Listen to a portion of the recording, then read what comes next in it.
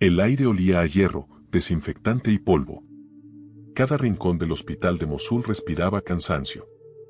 Las paredes, manchadas por el humo, parecían contener los ecos de días sin dormir. Yo era el doctor Samir Al-Farouk, cirujano general, 40 años, padre de 2 hijos que no veía desde hacía meses. Mi esposa y mis pequeños se habían refugiado en Erbil después de que los combates se acercaran demasiado. Yo me quedé, no por valentía, sino por una obligación silenciosa, la de no abandonar a los que aún necesitaban vivir. Había estudiado medicina creyendo que la ciencia podía vencer cualquier sombra. Mi fe en Dios era la de un musulmán disciplinado, 5 oraciones al día, caridad en el Ramadán, respeto a los textos sagrados. Pero en esos tiempos de guerra, ni la ciencia ni la religión parecían suficientes. Las noches eran una mezcla de plegarias y gritos, de sangre y esperanza. Cada herido que llegaba era una lección de resistencia y de pérdida. Aquella noche, el 17 de junio de 2017, el turno había sido interminable. Laila, la enfermera principal, me ofreció un té negro, pero estaba tan cansado que lo olvidé sobre la bandeja. El zumbido de los drones se escuchaba a lo lejos, un sonido que ya se había vuelto parte del paisaje.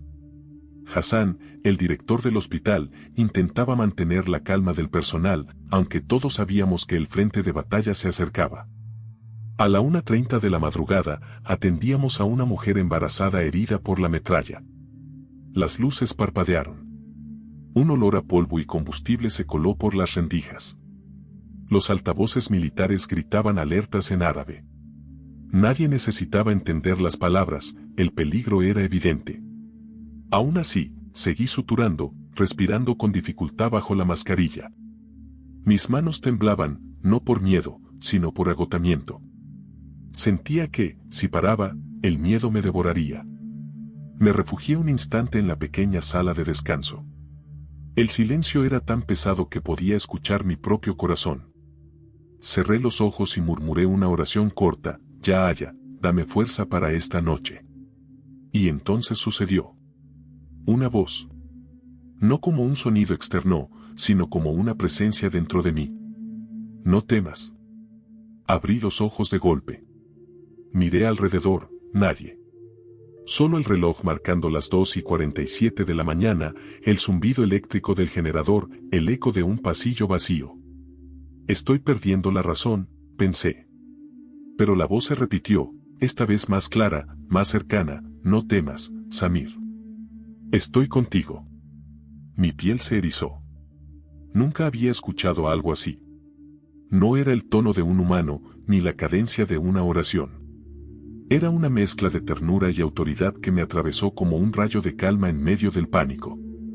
Antes de poder reaccionar, un rugido sacudió el edificio. Las ventanas estallaron, las luces se apagaron. Sentí una presión brutal en el pecho, el suelo temblando, el aire encendido. Pensé que todo había terminado. Cerré los ojos con fuerza, esperando el impacto final. El silencio llegó de golpe, como si el mundo hubiera sido puesto en pausa.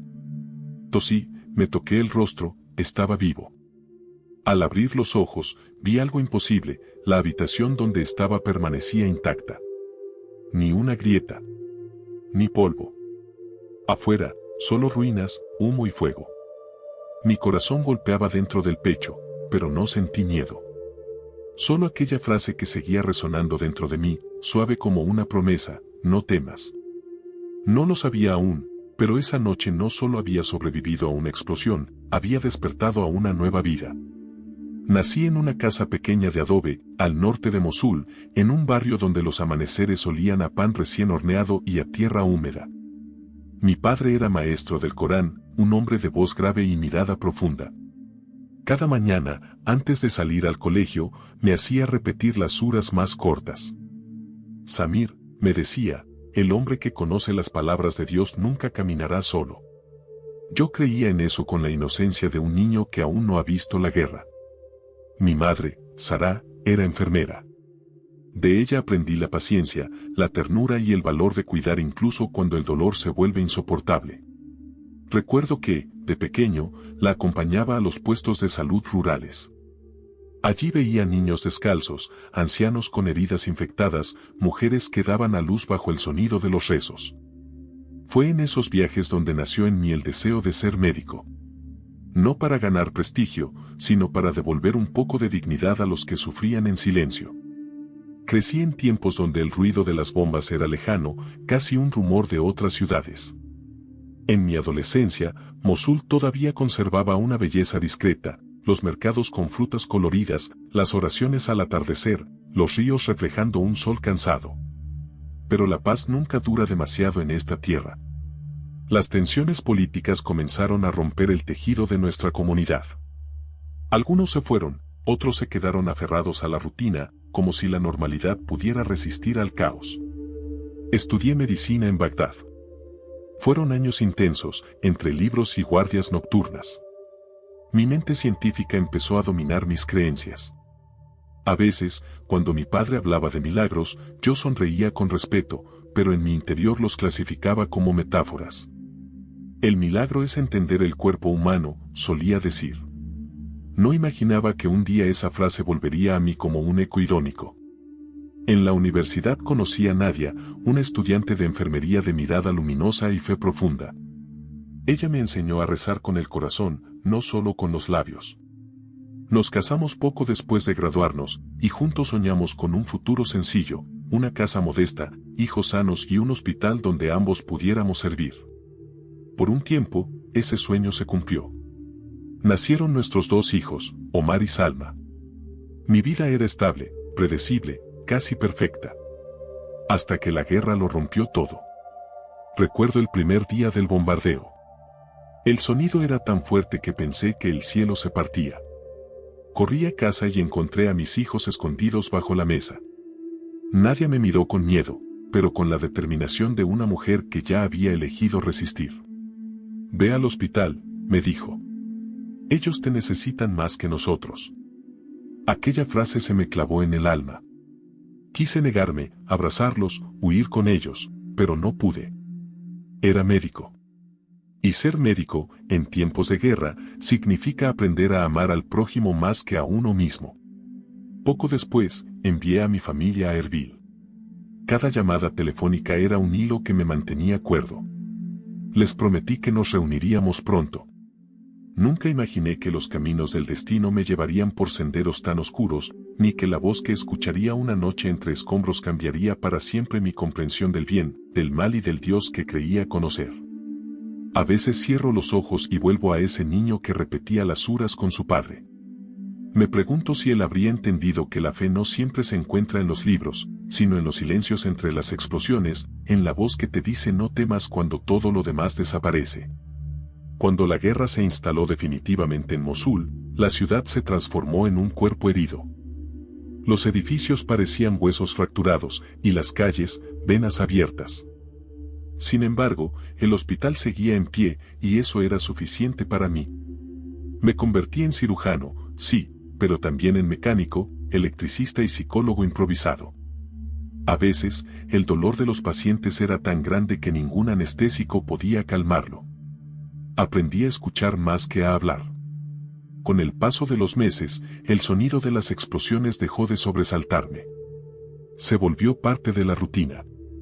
Cada día llegaban decenas de heridos, soldados, civiles, niños. Muchos morían antes de que pudiera siquiera tocarles la frente. En las noches, cuando el generador se apagaba y todo quedaba en penumbra, solía mirar por la ventana rota del quirófano y ver las luces lejanas de los drones. Me preguntaba si allá arriba, en el cielo, alguien observaba el sufrimiento humano con compasión, o si simplemente éramos puntos insignificantes en una tierra olvidada. Mi fe comenzó a agrietarse. No la perdí de golpe, sino poco a poco, como se pierde el color en una fotografía vieja. Las oraciones que antes me daban consuelo se volvieron ecos vacíos. Seguía repitiéndolas por costumbre, no por convicción. Y, sin embargo, había algo que no me abandonaba, una especie de anhelo por entender el porqué. ¿Por qué algunos vivían y otros no? ¿Por qué un niño de 5 años debía morir mientras yo seguía respirando? Una tarde, mientras atendía a un anciano con una herida en el pecho, me tomó de la mano con fuerza y susurró, Doctor, ¿usted cree que Dios todavía escucha? No supe qué responderle. Ese silencio fue mi confesión más sincera. En el fondo, yo también me lo preguntaba. Laila, mi colega más cercana, intentaba mantener la esperanza viva entre los pasillos. Solía decir, Samir, la misericordia de Dios no se mide por lo que vemos, sino por lo que Él evita que suceda. Yo asentía, aunque no siempre lo creía. Había días en los que solo el cansancio me mantenía de pie. Otros, la voz de mi hija por teléfono, contándome que había aprendido a escribir mi nombre. Esos momentos breves eran mi oxígeno. Recuerdo una noche en particular, semanas antes del bombardeo. Una tormenta de arena cubría la ciudad y el hospital se quedó sin energía. Encendimos velas y continuamos operando bajo una luz débil y amarillenta. Afuera, los combates se intensificaban. Laila recitaba oraciones en voz baja mientras yo suturaba una pierna destrozada. Cuando terminamos, me miró y dijo, ¿sabes, Samir? A veces pienso que Dios nos pone aquí no para salvar cuerpos, sino almas. Su frase se me quedó grabada, aunque no entendí su significado hasta mucho después. Poco a poco, la rutina de emergencia se convirtió en mi única forma de vida. Ya no distinguía los días de las noches. Vivía en el hospital, dormía en una camilla, comía lo que los voluntarios lograban traer. Había perdido la noción del tiempo y casi la esperanza. Hasta que una madrugada, mientras caminaba hacia la azotea para revisar el tanque de agua, vi algo que me estremeció. En el horizonte, una columna de fuego ascendía sobre la ciudad. El resplandor iluminaba los minaretes derruidos y las casas vacías. Por un instante, todo se tiñó de rojo. Pensé, así debe verse el fin del mundo. Esa imagen me persiguió durante días. La sentí como una advertencia, aunque no sabía de qué. Tal vez del destino, tal vez de Dios. Esa semana dormí muy poco. Soñaba con mi familia, pero también con voces que me llamaban desde la oscuridad. No distinguía si era mi mente exhausta o algo más profundo. Al despertar, siempre tenía el mismo pensamiento clavado en el pecho, ¿y si hay algo que debo escuchar, pero no estoy dispuesto a oír? No podía imaginar que la respuesta llegaría tan pronto, ni que vendría en forma de una voz que me diría exactamente lo que mi alma necesitaba escuchar. Después de la explosión, el silencio era tan absoluto que dolía. No escuchaba gritos, ni motores, ni sirenas. Solo mi propia respiración entrecortada. Me levanté con dificultad, con la sensación de que la realidad se había fracturado. El hospital, mi refugio durante años, había desaparecido bajo una montaña de polvo y hierro. Todo, menos esa pequeña habitación donde yo seguía de pie, con el estetoscopio colgando del cuello y el corazón golpeando en el pecho. ¿Por qué yo? Fue lo primero que salió de mis labios. No tenía sentido. La estructura entera se había derrumbado, pero las paredes a mi alrededor seguían intactas, como si una mano invisible las hubiera sostenido. Caminé hacia el pasillo y vi el abismo, columnas retorcidas, fuego, cuerpos. El olor a carne quemada me hizo vomitar. Intenté avanzar, pero mis piernas no respondían. Volví a la habitación, cerré la puerta y me dejé caer de rodillas. Entonces la escuché de nuevo, no temas. Era la misma voz. Suave, pero imposible de ignorar. Como si las palabras se escribieran dentro de mí. Me llevé las manos a la cabeza, buscando una explicación médica, trauma acústico, alucinación, shock postraumático. Pero ninguna teoría podía justificar aquella paz que acompañaba el sonido. No era una voz de mi mente, era algo que trascendía mi lógica. Pasé las siguientes horas entre la razón y el miedo. Cada célula de mi cuerpo me decía que debía escapar, buscar ayuda, llamar a alguien. Pero no podía moverme. Me quedé en silencio, observando cómo el amanecer cubría las ruinas con una luz grisácea. La ciudad ya no era la misma, y yo tampoco. Cuando los equipos de rescate finalmente llegaron, no podían creer que hubiera sobrevivido. Samir, ¿cómo es posible? Ese sector fue el primero en colapsar, gritó Laila, con lágrimas en los ojos. Pero yo no supe qué responder. Solo pude decir, no estaba solo. Ella me miró con confusión, y vi en sus ojos el miedo que yo mismo sentía, el miedo a lo inexplicable. Los días siguientes fueron un torbellino de preguntas. Los periodistas, los colegas, incluso las autoridades religiosas vinieron a verme. Todos querían entender cómo había sobrevivido. Algunos hablaban de milagro, otros, de coincidencia. El imán Yusef, a quien respetaba profundamente, me visitó una tarde. Se sentó frente a mí, con el Corán abierto, y dijo: «Hijo, cuando Allah quiere preservar a uno de sus siervos, ninguna fuerza puede tocarlo. No busques más allá». Asentí, pero dentro de mí algo no encajaba. La voz que escuché no sonaba como las recitaciones del Corán. No era árabe. Era más universal. Más íntima. Esa idea me atormentaba. Me encerré durante días, evitando hablar con cualquiera. Revisé una y otra vez los informes del bombardeo, intentando encontrar una explicación racional. Analicé el punto de impacto, la estructura del edificio, la posibilidad de un rebote acústico o una zona de presión diferenciada. Nada justificaba que esa habitación siguiera intacta. Comencé a soñar con la voz. A veces me despertaba en medio de la noche, empapado en sudor, escuchando su eco en mi mente: «No temas». Y, por extraño que parezca, esas palabras me daban calma. Pero al mismo tiempo, me aterraban. ¿Y si estaba perdiendo la razón? ¿Y si lo que había escuchado no era divino, sino producto de una mente rota por el horror?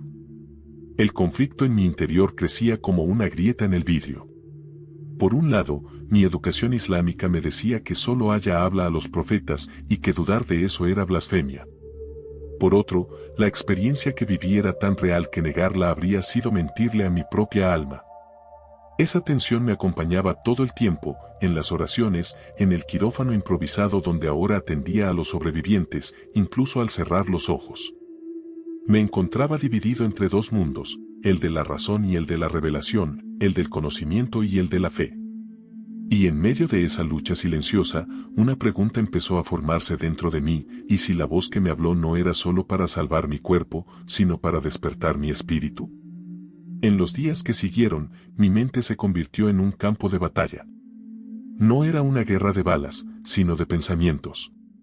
Durante las oraciones en la mezquita, mis labios repetían las palabras de siempre, pero mi corazón estaba en otro lugar, persiguiendo el eco de aquella voz. Me arrodillaba junto a los demás, alineado en la misma dirección, pero sentía que algo dentro de mí había girado hacia otro horizonte. El imán Yusef notó mi desconcierto. Una tarde, después de la oración del Magrib, me pidió quedarme. «Samir, has estado ausente», dijo con tono paternal. «La comunidad necesita tu ejemplo. No dejes que el trauma nuble tu fe». Su mirada era sincera, pero sus palabras me hicieron temblar. No podía confesarle que, cada vez que escuchaba el nombre de Allah, una parte de mí esperaba oír, también, aquella otra voz que me había salvado. «Estoy bien, imán», mentí. «Solo necesito descansar». Él asintió, pero en su silencio percibí sospecha. Esa noche regresé a mi habitación temporal en el hospital reconstruido. Saqué mi viejo Corán, el que había heredado de mi padre, y lo abrí buscando consuelo. Las letras danzaban ante mis ojos. Sin embargo, no encontré la paz que recordaba. Sentí que algo me faltaba, como si mis oraciones ya no encontraran respuesta. En un rincón de la habitación, una enfermera había dejado una caja con objetos recuperados de las ruinas, fragmentos de metal, bisturíes, documentos quemados. Entre ellos, un trozo de papel ennegrecido llamó mi atención. Lo tomé con cuidado. Era una hoja de un libro, con palabras escritas en un idioma que no reconocí de inmediato. Parte del texto estaba carbonizada, pero en el centro se podía leer una frase en inglés: «Fear not, for I am with you». Sentí un escalofrío recorrerme el cuerpo. «No temas, porque yo estoy contigo». Era la misma voz, las mismas palabras que me habían salvado. Me quedé mirándolas largo rato, sin entender cómo ese papel había llegado hasta allí, ni de qué libro provenía. Pero algo en mi interior se movió, como una puerta que se abre lentamente. Durante días no pude pensar en otra cosa. Pregunté discretamente a algunos colegas extranjeros del hospital y uno de ellos me dijo que esa frase pertenecía a la Biblia, del libro de Isaías. No sabía qué sentir. Yo había leído fragmentos del Evangelio por curiosidad en la universidad, pero nunca con devoción. Sin embargo, esa coincidencia era demasiado precisa para ignorarla. Empecé a leer más. Primero por curiosidad, luego por necesidad. Busqué en internet una traducción al árabe y leí en voz baja: no temas, porque yo estoy contigo, no desmayes, porque yo soy tu Dios. Las palabras me atravesaron con una ternura que no encontraba en mis plegarias habituales. Era como si alguien hablara directamente a mi herida. Pero ese descubrimiento trajo también peligro. Un día, Laila entró en mi habitación sin avisar y me encontró leyendo la página impresa. Su rostro se endureció. Samir, ¿qué es eso? Solo, estoy intentando entender, respondí, nervioso. Ella cerró la puerta con rapidez. ¿Sabes lo que haces? Si alguien te ve con eso, podrías perderlo todo, incluso tu vida. Su advertencia me dejó helado. En nuestra sociedad, cuestionar las fronteras de la fe podía ser visto como traición. No estoy abandonando mi fe, intenté explicar. Solo busco la verdad. Laila me miró con tristeza. Ten cuidado, amigo. Algunos caminos de búsqueda se convierten en senderos sin retorno. Esa noche, mientras el viento silbaba entre las ventanas rotas del hospital, comprendí que mi conflicto no era solo con mi religión, sino con mi propia identidad. El médico racional, el creyente disciplinado, el sobreviviente del milagro, todos luchaban dentro de mí por tener la última palabra. Pero en medio de ese caos, la voz seguía presente. No hablaba siempre, pero su recuerdo me sostenía. Cada vez que el miedo me dominaba, algo en mí volvía a escuchar aquel susurro: no temas. Y aunque no entendía su origen, sabía que mi vida ya no me pertenecía del todo. Algo me estaba llamando. Algo que no podía negar ni detener. El amanecer llegó con un silencio extraño. El cielo de Mosul estaba cubierto por una neblina espesa, como si la tierra misma se negara a mostrar sus heridas. Me encontraba de pie frente a las ruinas del hospital original, aquel que había sido mi segundo hogar. Ya habían pasado semanas desde el bombardeo, pero cada vez que volvía, sentía que una parte de mí seguía atrapada allí, en ese instante congelado donde la voz me dijo: no temas. Me agaché entre los escombros.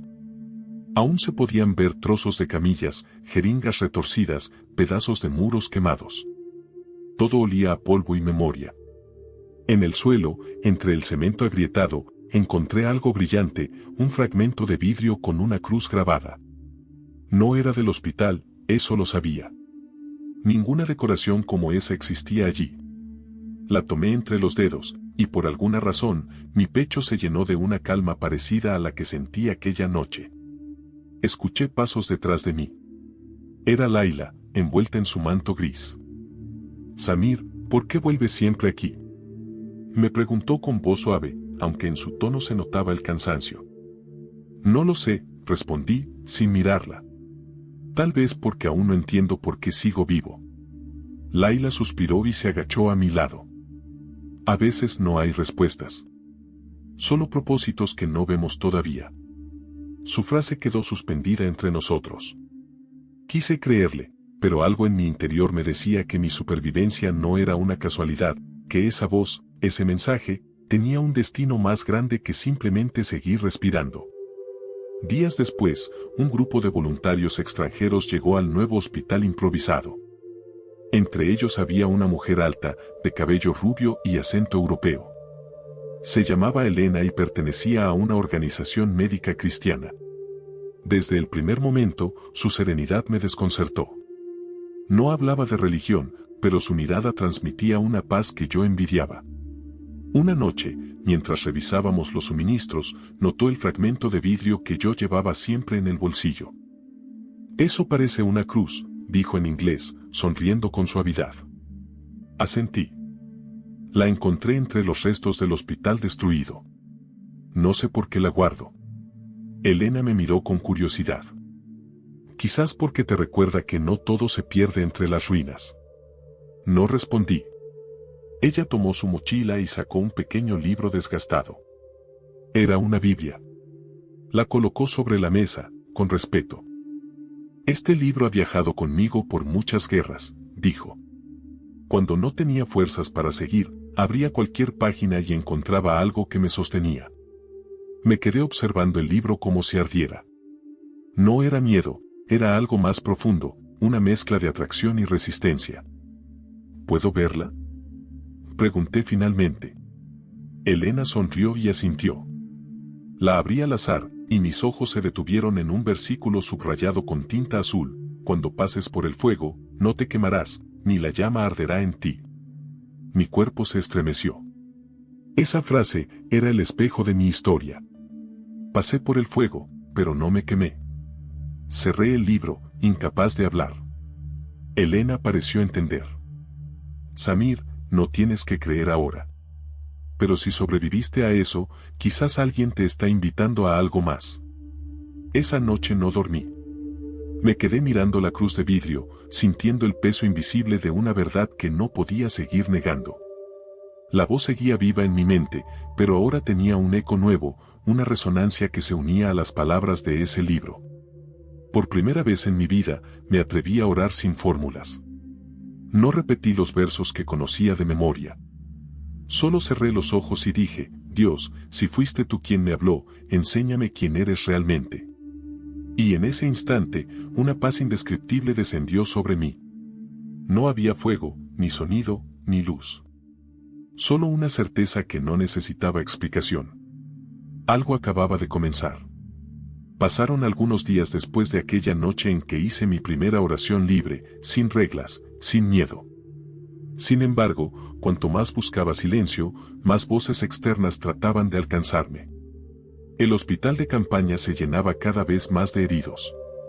La guerra seguía rugiendo como una bestia insaciable. En medio de ese caos, mis pensamientos se volvieron un campo de pruebas, entre lo que siempre había creído y lo que ahora empezaba a despertar dentro de mí. Una tarde, mientras atendía a un niño con una pierna amputada, lo escuché murmurar algo en voz baja. Me acerqué para oírlo mejor. Isa. Isa me cuidó, susurró. Le pregunté quién era Isa, y su madre respondió con lágrimas: dice que soñó con un hombre vestido de blanco, que le tocó la pierna y le dijo que no sentiría dolor. Sentí un escalofrío recorrerme. En el Islam, Isa es el nombre de Jesús, el profeta. Pero el modo en que la mujer lo dijo, con una reverencia casi nueva, tenía otro matiz. Esa noche volví a la carpa donde dormíamos los médicos. Busqué a Elena, necesitaba entender. ¿Quién es realmente Isa para ustedes?, pregunté, intentando sonar casual, aunque por dentro temblaba. Ella me miró con suavidad. Para nosotros, Isa es Jesús, el Hijo de Dios. No solo un profeta, sino aquel que dio su vida por nosotros. Sentí un nudo en el estómago. Pero, eso contradice todo lo que me enseñaron. No vine a contradecirte, Samir, respondió ella. Vine a servir. Pero cuando veo tu mirada, sé que ya escuchaste algo que no puedes olvidar. Guardé silencio. Ella me ofreció la Biblia otra vez, abierta en Juan 14:27, la paz os dejo, mi paz os doy, yo no os la doy como el mundo la da. Leí esas palabras una y otra vez. Había pasado mi vida buscando esa paz en la ciencia, en la oración, en el deber, y nunca la había encontrado. Pero en ese momento, entre el ruido distante de los bombardeos, la sentí como un manto invisible sobre mis hombros. Esa madrugada, el cielo se iluminó de rojo. Un ataque cercano hizo temblar la tierra. Corrí con los demás hacia el refugio. Todo era confusión. Gritos, polvo, fuego. Mientras ayudaba a levantar una camilla, una pared colapsó a pocos metros. El impacto me lanzó al suelo. Creí que moriría. Entonces, lo escuché de nuevo. No temas. La voz era la misma, pero esta vez, no venía de dentro de mi mente. Venía de todas partes, como si el aire mismo la pronunciara. Cuando abrí los ojos, vi a Elena a mi lado, cubierta de polvo pero ilesa. El fuego había rodeado nuestra posición, pero una franja de tierra permanecía intacta a nuestro alrededor. Los demás nos miraban con incredulidad. Nadie podía explicarlo. Cuando el bombardeo terminó, salimos al exterior. Las estrellas parecían llorar en el cielo. Me arrodillé sobre el suelo caliente y, por primera vez, lloré sin vergüenza. No de miedo, sino de gratitud. Dios, susurré, si esto viene de ti, no quiero seguir huyendo. Esa oración fue mi rendición. No a una religión nueva, ni a una emoción pasajera, sino a una presencia viva que había estado siguiéndome desde aquella noche del bombardeo inicial. Días después, cuando la calma volvió, fui al sitio donde se habían almacenado los objetos recuperados del ataque. Entre montones de papeles chamuscados, encontré el mismo fragmento de la Biblia que había leído, Isaías 41 horas y 10 minutos. Lo sostuve contra mi pecho. Ya no necesitaba pruebas. La voz, la cruz de vidrio, las palabras en inglés, los sueños del niño, todo formaba parte de un mismo mensaje. Regresé al hospital y busqué a Elena. Ahora entiendo, le dije. No sobreviví para seguir igual. Ella sonrió, sin decir nada. En su mirada había comprensión, pero también prudencia. Entonces, Samir, empieza por escuchar. Él seguirá hablándote. Esa noche, al cerrar los ojos, volví a escuchar la voz, más suave que nunca, te salvé no solo para que vivas, sino para que me conozcas. Y comprendí que mi historia apenas comenzaba. El cambio dentro de mí no pasó desapercibido. Al principio fue algo sutil, mi forma de hablar, mis silencios más largos durante las oraciones, las ausencias de la mezquita. Pero en un lugar donde la religión define la identidad, cualquier desviación se nota como una herida abierta. El imán Yusef volvió a buscarme. Llegó al hospital una tarde, con su túnica impecable y la mirada seria. Samir, la gente comenta cosas, dijo sin rodeos. Que pasas demasiado tiempo con los extranjeros, que haces preguntas impropias. Intenté sonreír. Solo estoy aprendiendo, imán. Quiero entender por qué sigo vivo. Su ceño se frunció. Eso solo Allah lo sabe. No permitas que los kafir, incrédulos, confundan tu corazón. Ellos usan palabras dulces para alejarte del camino. Asentí, pero en mi interior su advertencia sonó como una amenaza. Después de que se fue, me quedé mirando mis manos. Las mismas que habían salvado tantas vidas ahora temblaban. No por miedo al imán, sino por el peso de una verdad que no podía negar. Ya no podía seguir repitiendo lo que otros esperaban oír.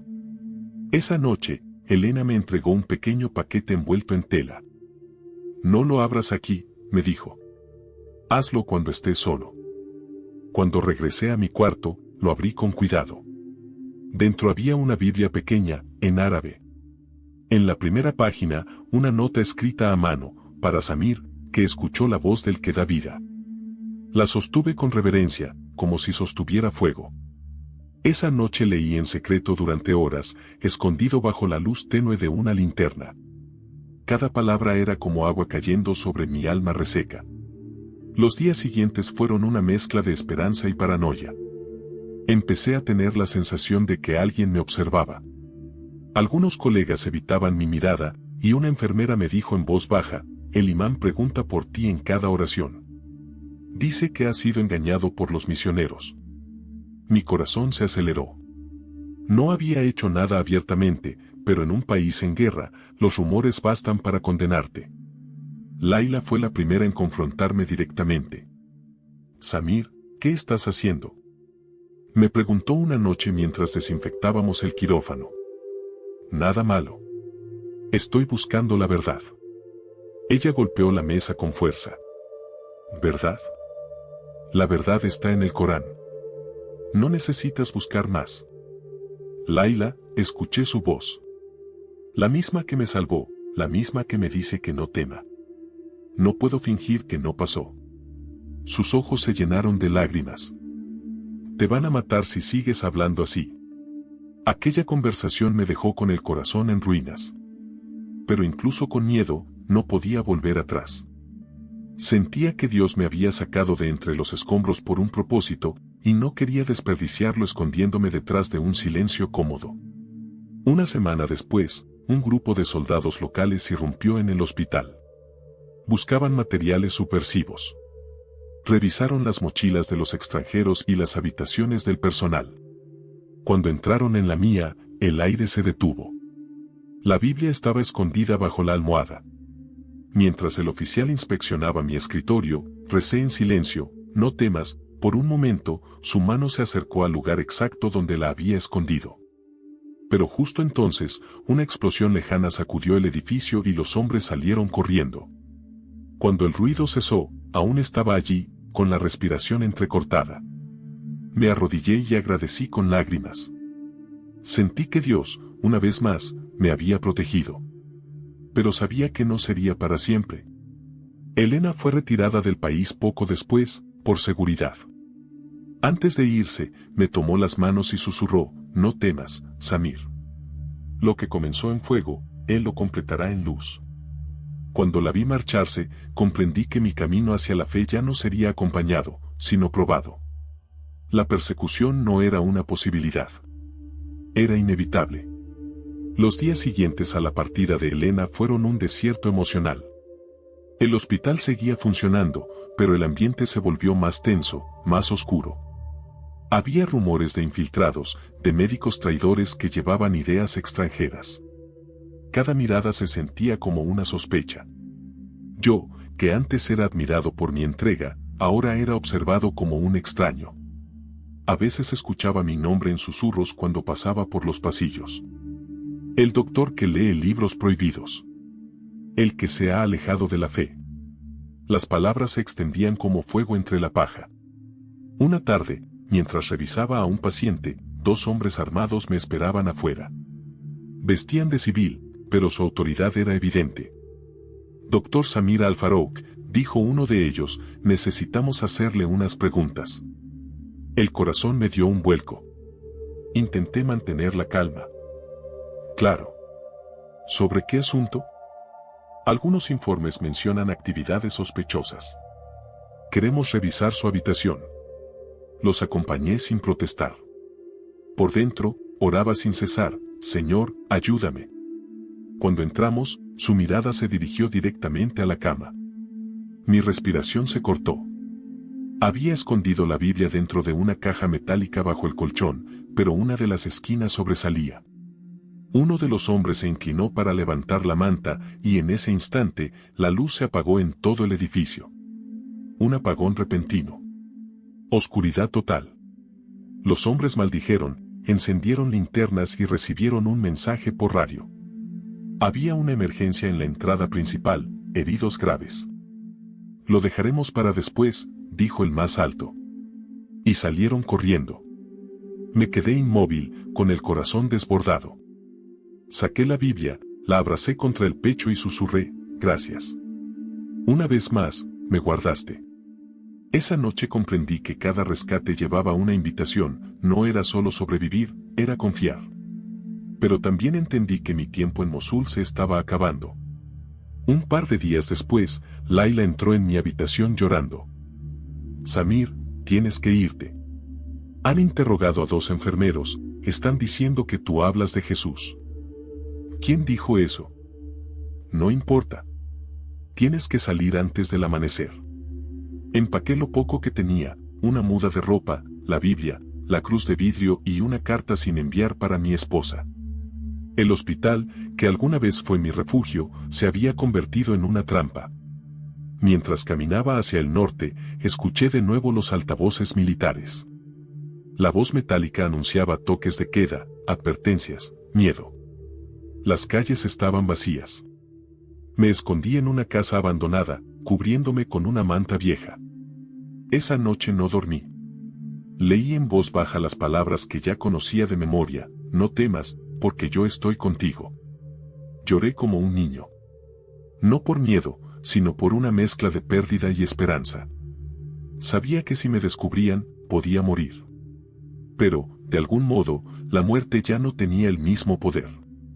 Antes del amanecer, toqué las puertas de una familia que colaboraba con la organización de Elena. Me recibieron sin preguntas. un anciano me ofreció pan y té. Cuando le agradecí, él sonrió y dijo en árabe: no necesitas agradecer. Cuando Dios salva a alguien, lo hace por un propósito. Me ayudaron a cruzar la frontera hacia el Kurdistán en un camión de suministros médicos. Cada kilómetro que avanzábamos era una oración sin palabras. En el horizonte, las montañas se levantaban como muros azules bajo el primer sol. Allí, en medio de la nada, abrí la ventana del vehículo, sentí el aire fresco y dije en voz baja: no temo. No más. Sabía que mi vida anterior había quedado atrás. El doctor musulmán de Mosul había muerto entre los escombros. El hombre que emergía ahora era alguien nuevo, guiado por una voz que no se apagaba, incluso en el silencio de la noche.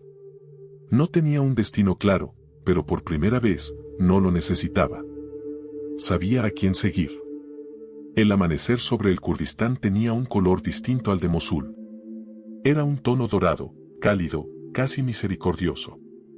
Cuando crucé la frontera, el aire me pareció más liviano, como si cada paso fuera un desprenderse del pasado.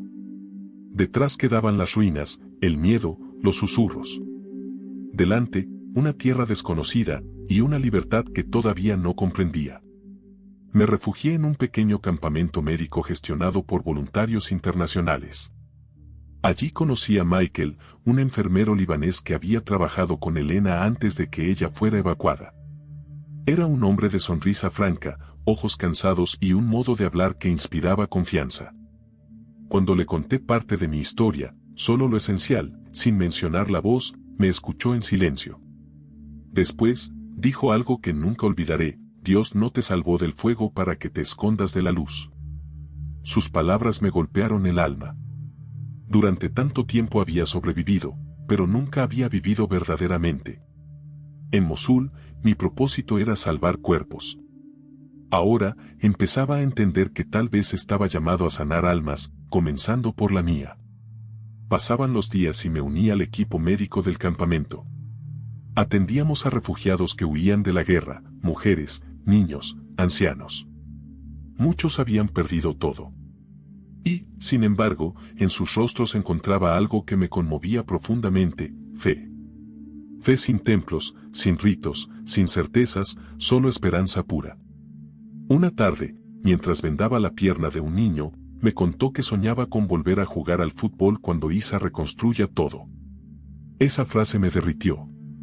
Isa. Ese nombre volvía una y otra vez, como un eco divino que resonaba en los más inocentes. Esa noche, Michael me invitó a una reunión en una pequeña tienda del campamento. Dijo que sería una oración por los enfermos. Dudé. Parte de mí temía ser reconocido, denunciado, o peor, perder todo lo que aún me quedaba. Pero algo más fuerte me impulsó a ir. Entré. Había unas 20 personas sentadas sobre alfombras, en silencio, con las manos entrelazadas. En el centro, una lámpara de aceite arrojaba una luz cálida sobre las caras agotadas pero serenas.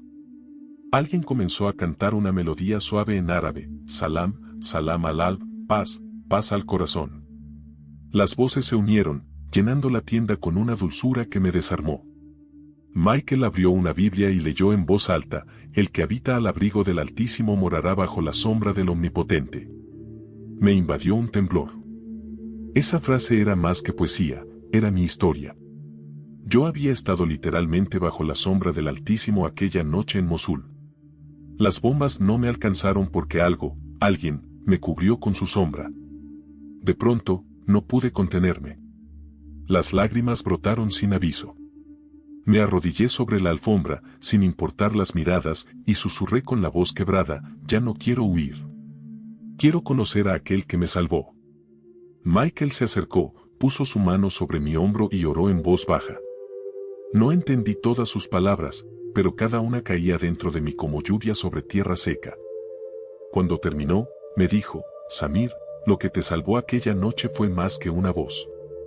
Fue la presencia de Jesús, el que vive. Él te llamó por tu nombre.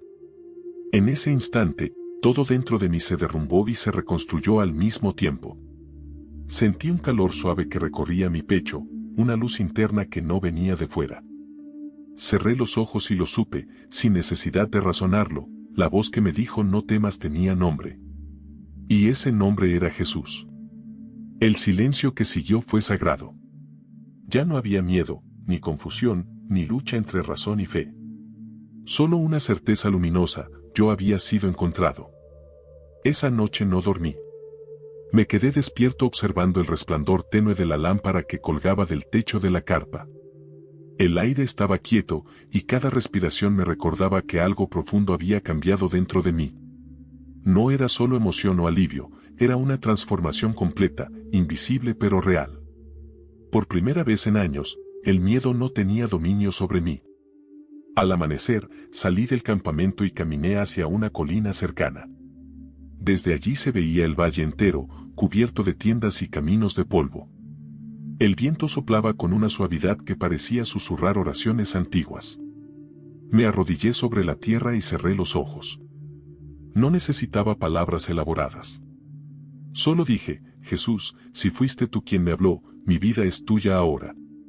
Y entonces, algo sucedió.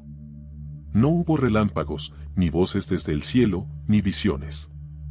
Solo una sensación profunda, indescriptible, de ser completamente conocido. Cada parte de mí, mi dolor, mis culpas, mis dudas, mi pasado, se vio envuelta en una ternura que me hizo llorar. No era el juicio lo que sentía, sino aceptación. El sol comenzó a levantarse, bañando el horizonte en tonos dorados y rosados.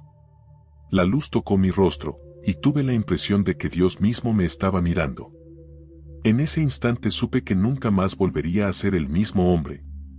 El doctor Samir Al-Farouk, el médico musulmán que buscaba explicaciones científicas para todo, había muerto allí, en esa colina. En su lugar nacía un hombre libre, guiado no por el miedo, sino por el amor. Al regresar al campamento, Michael me esperaba. Me miró a los ojos y dijo sin que yo dijera nada: «Lo encontraste, ¿verdad?». Solo pude asentir. Él sonrió y me abrazó con fuerza. «Bienvenido, hermano». Durante los días siguientes, empecé a leer los evangelios con una avidez que me sorprendía. Cada historia de Jesús me hablaba directamente, como si hubiera sido escrita para mí. Cuando leí «Yo soy la luz del mundo, el que me sigue no andará en tinieblas», sentí que esa frase describía mi camino literal entre las ruinas del hospital. Había caminado en oscuridad, y la luz me había alcanzado. A veces, los recuerdos de mi familia me asaltaban como cuchillos. Nadia, mis hijos, ¿cómo podría explicarles lo que había pasado?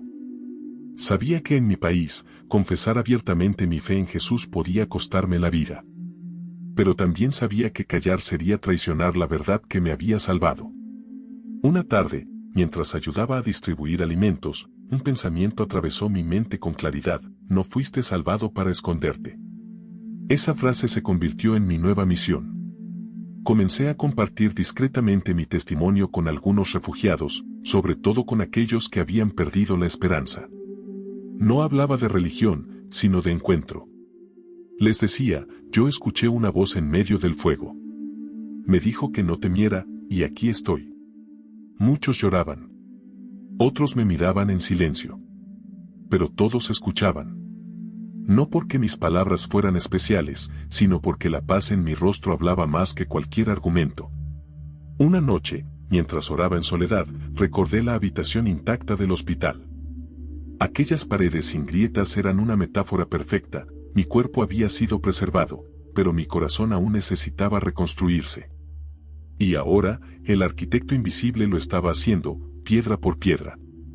Me arrodillé y susurré: «Gracias, Jesús, por no dejarme entre los escombros». Esa oración marcó el punto final de mi huida y el comienzo de mi misión. Ya no era un médico que sobrevivió a la guerra. Era un hombre llamado para llevar consuelo a los que aún vivían bajo las ruinas del miedo. Y aunque no sabía a dónde me llevaría el camino, una sola certeza guiaba mis pasos: la misma voz que me salvó en Mosul seguiría hablándome hasta el fin de mis días. El tiempo en el campamento empezó a medirse de otra forma.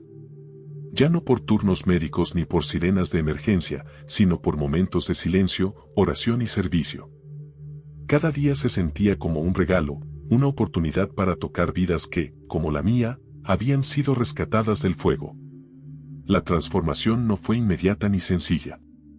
Había días en que la duda volvía como una sombra, recordándome quién había sido, el cirujano arrogante, el musulmán devoto que creía tener todas las respuestas.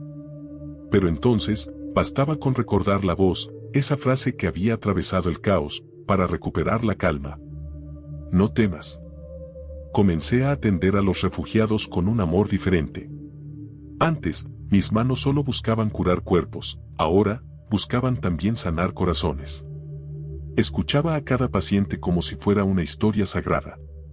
Una anciana que había perdido a su familia me tomó la mano una tarde y dijo, «Doctor, usted habla con una paz que no viene de este mundo». Yo sonreí, sabiendo que tenía razón. Michael notó el cambio también. Un día, mientras revisábamos a los niños del campamento, me dijo, «Samir, cuando te escucho orar, parece que hablas con alguien que conoces, no con una idea». «Es que lo conozco», le respondí, sonriendo. «Él me encontró primero». Esa frase se convirtió en mi resumen de fe, él me encontró primero. Con el tiempo, la pequeña comunidad cristiana del campamento comenzó a confiar más en mí. Me invitaron a ayudar en una misión médica a las aldeas cercanas, donde la guerra había dejado cicatrices profundas. Acepté sin dudarlo. Sentía dentro de mí una urgencia nueva, como si el amor de Dios me empujara hacia los más olvidados. El primer día de misión fue un viaje lleno de polvo y esperanza. Atravesamos montañas de roca rojiza y valles cubiertos de trigo marchito. En cada parada, los niños nos recibían con sonrisas tímidas. Algunos nunca habían visto un médico desde que comenzó la guerra.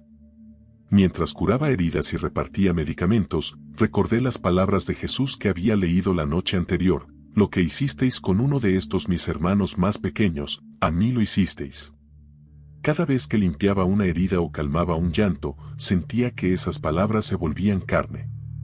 No era solo compasión humana, era algo más profundo, una participación misteriosa en el amor que me había salvado. Una tarde, mientras atendíamos a una madre joven con fiebre, el niño que la acompañaba me observaba en silencio. De repente, dijo, «Mi mamá dice que usted brilla cuando habla». Me quedé sin palabras. No había brillo visible, pero entendí lo que quería decir. Era la luz interior, esa que no se apaga, la misma que había encendido mi alma en medio del fuego de Mosul. Por las noches, después de las largas jornadas, me sentaba junto a la hoguera con Michael y los demás. Compartíamos pan, té y silencios. En esos momentos, sentía una comunión que no necesitaba templos ni rituales, solo corazones agradecidos. Una noche en particular, mientras las llamas bailaban frente a nosotros, Michael me preguntó, «¿Qué planeas hacer cuando la guerra termine?» Me quedé pensativo. No lo sé. Tal vez buscar a mi familia, si aún están vivos. Pero una cosa sí sé, no puedo volver a ser el mismo. Quiero llevar esperanza a donde el miedo gobierna. Él asintió. Entonces, ya sabes cuál es tu llamado. Sus palabras resonaron dentro de mí. Comprendí que la verdadera curación no era solo física, sino espiritual. Dios no me había salvado para esconderme en un campamento, sino para convertirme en testigo de su gracia. Y mientras las estrellas brillaban sobre el desierto, sentí que una nueva misión comenzaba a formarse en mi corazón. Ya no era el doctor musulmán que buscaba respuestas, sino un hijo reconciliado con el Dios que le había dicho, una vez, en medio del fuego, «No temas». Pasaron varios meses en el campamento del Kurdistán. Las estaciones cambiaban, pero dentro de mí el tiempo parecía moverse distinto, lento, sereno, lleno de propósito. Cada día era una oportunidad para servir y aprender, y cada rostro que atendía me recordaba que Dios no me había salvado solo para sobrevivir, sino para amar. Una tarde recibí una carta inesperada. Venía de Erbil. Mis manos temblaron al reconocer la letra, era de Nadia, mi esposa. Decía que había oído rumores de que yo seguía con vida. No podía creerlo. Entre líneas, percibí una mezcla de esperanza y miedo. «Omar y Salma te extrañan», escribió. «No entiendo cómo sigues vivo, pero si Dios te ha protegido, quiero verlo con mis propios ojos». Le respondí con cautela. No podía hablar abiertamente de mi fe, no por vergüenza, sino por protegerlos. Solo le escribí, estoy vivo por un milagro, y mi corazón ha cambiado. Si puedes, ven a verme. Pasaron semanas hasta que la vi llegar al campamento, con los niños tomados de la mano. El momento fue indescriptible. Corrí hacia ellos, los abracé con todas mis fuerzas. Nadia lloraba sin decir palabra, y los niños me rodeaban riendo y sollozando a la vez. En ese abrazo supe que el fuego de Mosul no había destruido todo, había purificado lo esencial. Durante los días siguientes, les conté mi historia poco a poco. Nadia escuchaba en silencio. Cuando mencioné la voz que me dijo no temas, su mirada cambió. ¿Estás diciendo que fue Jesús?, susurró. Asentí. No lo supe al principio. Pero ahora no tengo dudas. Ella bajó la cabeza. Toda mi vida oré para que Dios te guardara. Y lo hizo, de una manera que nunca imaginé. Sus palabras fueron una confirmación que me quebró. Esa noche oramos juntos, no con las fórmulas aprendidas, sino con palabras simples, nacidas del corazón. Era la primera vez que mi esposa y yo nos dirigíamos al mismo Dios sin miedo ni barreras. Los días siguientes fueron un torrente de gracia. Nadia comenzó a ayudar como voluntaria en el campamento, atendiendo a las mujeres desplazadas. Omar, mi hijo, se unió a los niños que aprendían a leer usando porciones de la Biblia en árabe. La transformación ya no era solo mía, se estaba extendiendo, como una llama suave que ilumina sin consumir. Un día, un periodista extranjero llegó al campamento para documentar historias de sobrevivientes. Michael me propuso compartir mi testimonio. Dudé. Sabía que hablar abiertamente de lo ocurrido podría poner en riesgo a mi familia. Pero sentí una voz interior, la misma de siempre, susurrarme, no temas. Este testimonio no es tuyo, es mío. Así que conté todo, la noche del bombardeo, la habitación intacta, la voz, el fuego, el milagro. El periodista escuchó sin interrumpir. Al final, sus ojos estaban húmedos. Doctor, su historia le devolverá esperanza a muchos. Esa entrevista se publicó semanas después en un pequeño portal humanitario. Nunca imaginé el alcance que tendría. Personas de diferentes países comenzaron a escribir, diciendo que su fe había sido renovada al escucharla. Y aunque algunos mensajes eran de burla o incredulidad, cada uno era una oportunidad para responder con amor. Con el tiempo, empecé a viajar a otros campos de refugiados, llevando no solo medicamentos, sino también palabras de consuelo. En cada lugar, repetía la misma frase que cambió mi destino. Dios sigue hablando. A veces, su voz llega justo antes de la destrucción, para mostrarte que el verdadero refugio no son las paredes, sino su presencia. Y cuando los ojos de la gente se llenaban de lágrimas, yo sonreía. No porque fuera fuerte, sino porque sabía quién me sostenía. Había pasado del fuego a la fe, de la ciencia fría a la compasión viva. Ya no necesitaba pruebas. Cada respiración era evidencia del milagro que me había salvado. Han pasado 3 años desde aquella noche en Mosul. A veces cierro los ojos y puedo oler todavía el polvo, escuchar los gritos, sentir el temblor del suelo antes del fuego. Pero ahora, esos recuerdos ya no me atormentan. Se han convertido en parte del testimonio que llevo en el corazón, como cicatrices que no duelen, sino que cuentan una historia de gracia. Hoy vivo con mi familia en una pequeña ciudad del norte de Irak. La guerra aún deja sombras, pero en nuestro hogar hay luz, hay risas y hay paz. Nadia cuida a mujeres desplazadas que llegan buscando refugio, y nuestros hijos estudian y ayudan en el ministerio médico que ahora lideramos. Cada día abrimos las puertas a quienes lo perdieron todo, y les damos no solo medicinas, sino palabras de vida. Cuando alguien me pregunta por qué lo hago, solo respondo, porque un día, yo también estuve entre los escombros, y una voz me levantó. Esa voz sigue guiándome. No ha vuelto a sonar con la misma intensidad, pero su eco vive en cada decisión, en cada mirada de agradecimiento, en cada lágrima que seco. Ya no necesito escucharla para saber que está ahí. La reconozco en los ojos del que sufre, en el abrazo del que perdona, en la sonrisa de mi hijo cuando ora antes de dormir. A veces me invitan a compartir mi historia en pequeñas reuniones o iglesias clandestinas donde cristianos y musulmanes se sientan juntos en silencio. Allí cuento cómo, segundos antes del bombardeo, escuché, no temas. Cierro los ojos y vuelvo a sentir ese instante suspendido entre la muerte y la vida.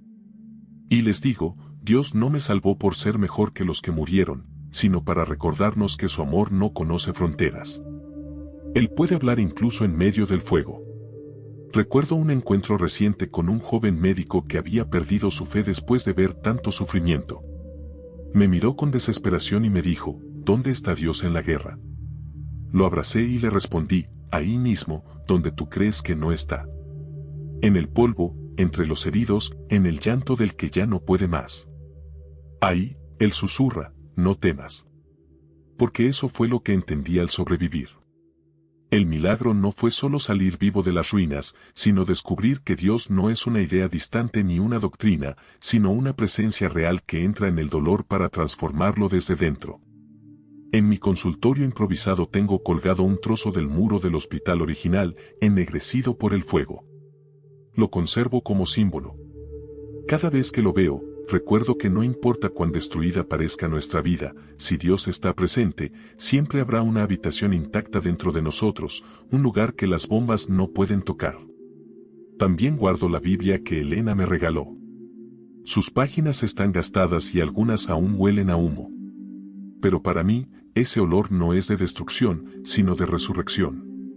En su primera página, donde está escrita la nota para Samir, que escuchó la voz del que da vida, añadí unas palabras más, y decidió no callarla jamás.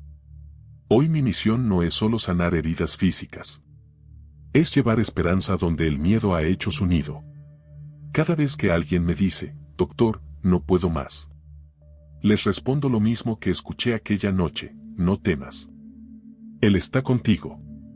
Esa frase se ha vuelto mi lema, mi oración, mi mensaje al mundo. Porque sé que no fue un sueño. Sé que no fue casualidad. Fue el mismo Dios que habló a los profetas, el mismo que levantó a Jesús de entre los muertos, el mismo que entra en la historia de un médico musulmán perdido entre escombros para decirle, no temas, porque yo te sostengo. Y si Él hizo eso por mí, puede hacerlo por cualquiera. Hoy, mientras el sol se esconde detrás de las montañas del Kurdistán, miro al horizonte y susurro, gracias, Jesús, por el fuego que no me consumió. Porque entendí que no me salvaste del fuego. Me salvaste a través del fuego, para que yo pudiera llevar tu luz a los demás. Y ahora, si estás escuchando mi historia, quiero decirte lo mismo que cambió mi destino, si el mundo a tu alrededor se derrumba, si el miedo te paraliza, si sientes que ya no queda esperanza. Detente un momento. Escucha. Hay una voz que todavía habla en medio del ruido. Una voz que dice, no temas, porque yo estoy contigo. Esa voz me salvó. Y hoy, puede salvarte a ti. Si esta historia tocó tu corazón, escribe en los comentarios, cursor blanco con forma de mano hacia la derecha, no temas, Él está contigo. Tu palabra puede ser testimonio para otros que están atravesando su propio fuego. Suscríbete para escuchar más historias reales de fe y milagros, donde Dios sigue hablando a los corazones en los lugares más imposibles. Y recuerda, no hay ruina tan grande que Él no pueda reconstruir.